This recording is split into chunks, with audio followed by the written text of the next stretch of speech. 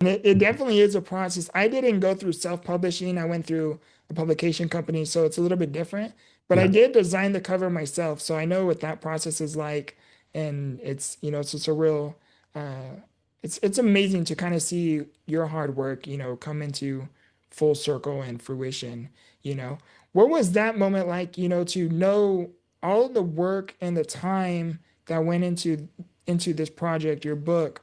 And to finally, like you said, you were at work and, you hear great news that everything's pretty much like falling into place. Can you like recall what that moment truly felt for you? Well, it was a huge relief, and it's like I can't believe I got this accomplished. I mean, that year and a half of putting everything together just flew by, and it was just a moment of just like, wow, you did that one thing you wanted to do. So what's next? But I think I'm pretty happy. Like I'd like to, keep recording songs and stuff like that. But I mean, it was amazing. And again, just to have that completed is just my biggest accomplishment in my life. Yeah.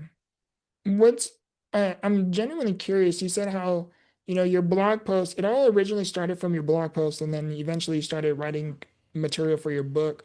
Is what is so different from your blogs to your book? Well, with the blog, I would say I'm sort of playing it safe in the blog. I don't really go too deep into some of the stuffs because, I'm not saying it's not kid friendly or people can't read the book, but I just went so much more in depth in the book than the blog because the blog is pretty much the starting of everything. And it's not, you know, if I had to rewrite the whole blog, it would take a long time. So again, there's different stories and things I wanted to include that I didn't include in the blog. And actually it was in 2025, and you'll find this interesting. Someone left a review of my book and sort of critiqued my writing, and I took it as an insult. So I went through my book, checked through it. I did find a mistake in it and ended up rewriting and then adding the stuff that, because after you write a book, sometimes you're like, okay, I forgot to add this. And so I was able to add more stuff. And so definitely it's definitely giving you a more in-depth look at Becker muscular dystrophy and all my life experiences than the blog does. Yeah. Has your book journey, your writing journey been like an outlet for you? Yeah, it definitely has. Because like the other thing too is like I find that I'm better at writing. I enjoy writing. I public speaking and other things I haven't been too good at. Like when I first started being invited onto podcasts, I'm like, oh, what am I going to do? But again, I'm talking about my own story. And so I used to prepare, but that's when I messed up the most. So doing podcasts and other interviews, I was able to, just get a bit better and more confident because I believe in my story and I believe it can help others. You don't have to have the same condition or, same form of muscular dystrophy. As you know, we can all find things we relate to. Yeah. How has your mindset shifted from who you were then to who you are now? Well, I'd say, I feel more accomplished because at the time my blog was everything to me. It was getting lots of views, and then all of a sudden, here comes Instagram and Facebook starts dying down. And then that's the moment when I was like, you know what, it's time to do something different. Let's write that book. Let's get that book out there. And so I don't want to, it would be different if I hadn't written the book because the blog would pretty much be dead because the reading, a lot of people aren't doing that anymore. Everything's going video. So the book really helped me feel accomplished and continue raising awareness on a different level. Yeah. Do you do public speaking as well or not yet? Well, the funny thing is for Muscular Dystrophy Canada, there was one time they invited me to speak at a government building in front of employees about muscular dystrophy. And when I get nervous, my whole face goes red and I just ramble on and just talk really, really fast. And I feel so bad because I feel like I'm representing them and I want to make sure that people know what's going on. But I was supposed to do another speaking engagement after that to help them. And I was just like, I just can't do it.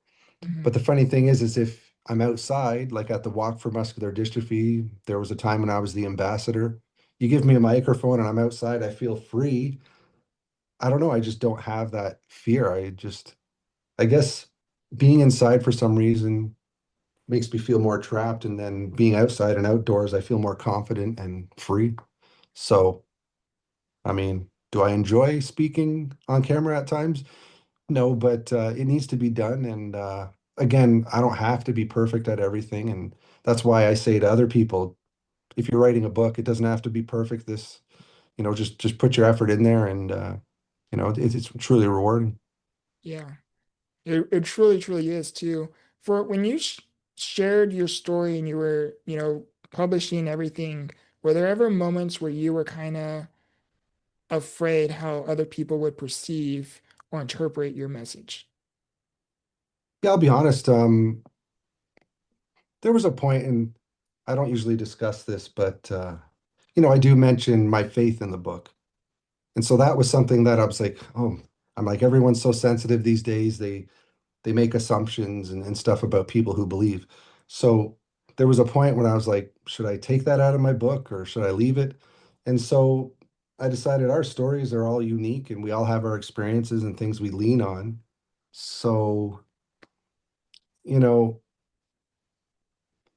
I had to keep everything in the book and there was nothing I could really keep out because I am who I am, and the things that helped me through the tough times, I'm not ashamed of. And, you know, so sometimes you could be fearful that people are going to be like, and I'll be honest, I think maybe some people have read the book, but and maybe got to the point where I mentioned faith and stuff and then totally tuned out and don't want to support it because people are fearful. I mean, I get it. Again, like I said, people make assumptions, but again, I'm a very caring person. I care for everyone out there, and that's the one thing that bullying taught me is just to care for others and support each other. And so I do my best to support other people, and I hope others do that for others as well. Yeah.